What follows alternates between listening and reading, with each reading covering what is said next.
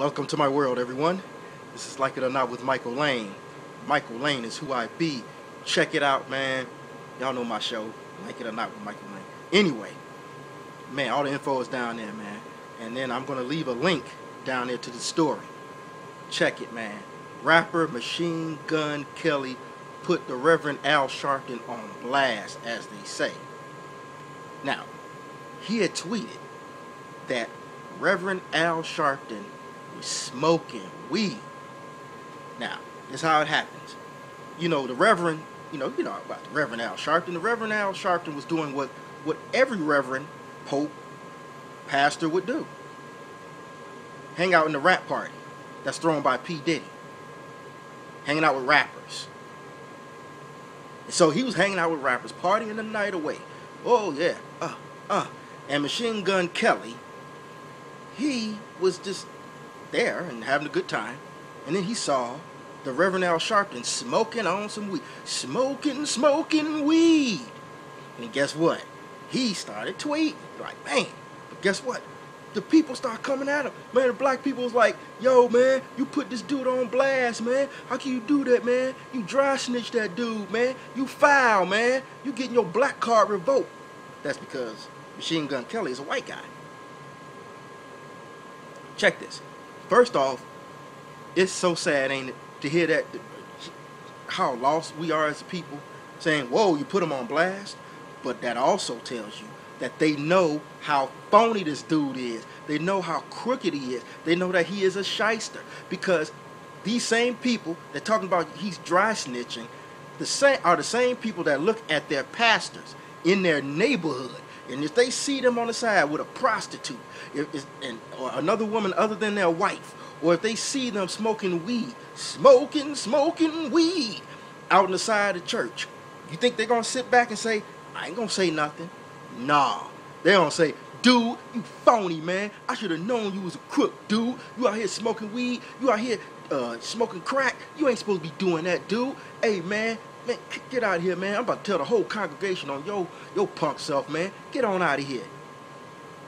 Those same people are looking at Reverend Al Sharpton saying, no, man, you can't dry snitch on Sharpton, man. How can you bust him out like that, man? That's cold, dog. That's pitiful. But, of course, the Reverend Al Sharpton had to go hang out. He had to get out of there and party with P. Diddy because he couldn't do it in this city, in Chicago, because black people stood up in that town meeting because he was there just the front. We all know what he was about. He came up in there, man, and they stood up. And they stood up and they spoke loud and they talked about all the tricks of the liberal trade. And he got out of here. He got out of here, man. And so now he's just like partying it up. Yeah, look at him, just getting it on. You know what I'm saying? That's what he's about. And I could just imagine. Oh, can you imagine if he was just really telling the truth?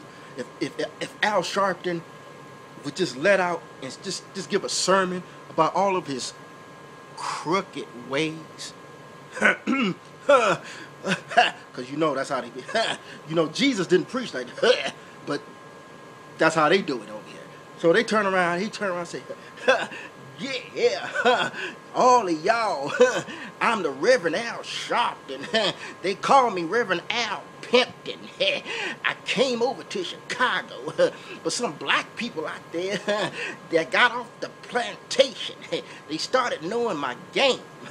But I got out, and I got to preach to you something.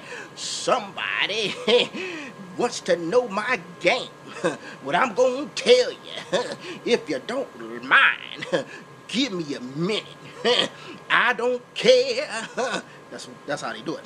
I don't care if whites are being murdered by blacks for racist purposes or because they got nothing to do.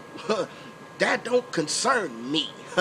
That don't make me money because I'm too busy trying to make white folks feel guilty and feel stupid. Because if guilty is what they feel, then the dollars they gonna peel. They gonna give it to me. They gonna fill up my piggy bank. and I don't care. I said, I don't care if blacks are killing blacks. That ain't nothing. That don't do nothing for me. What I look like, I ain't gonna make no money. Making no kind of Skrilla. Making no kind of cheddar off of two broke ass niggas. No, I got to give them that chance to vote. That's why. They ain't gonna give me money, but they'll get the votes. That's why I'm rich, because I tell them to vote. Thank you, George Soros, for paying me. Thank you, MSDNC, for paying a brother. Why y'all fighting over color? Why y'all fighting over race? Why y'all fighting and getting all mad? And why you feeling guilty? I'm hanging out smoking weed with my niggas. I'm hanging out dancing and doing a juke at Aretha Franklin's party.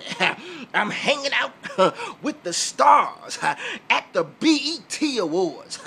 I'm living it up with the late great James Brown, getting my drink on and stumbling and bubbling, not only in alcohol, but in money. I'm paid. I'm paid, suckers. Let me smoke on my weed and let me get towed down from the flow down. I'm the Reverend Al. I'm the Reverend Al Pimpton.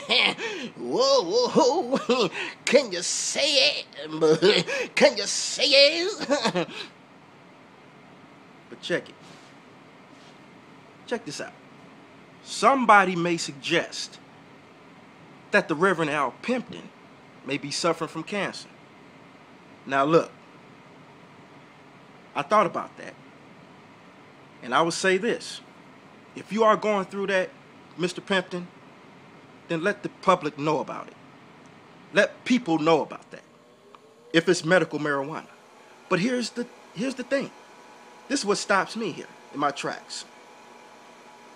Why would he pick a rap party to hang out with his niggas, yo, yo, yo, like all reverends do, and choose to smoke medical marijuana?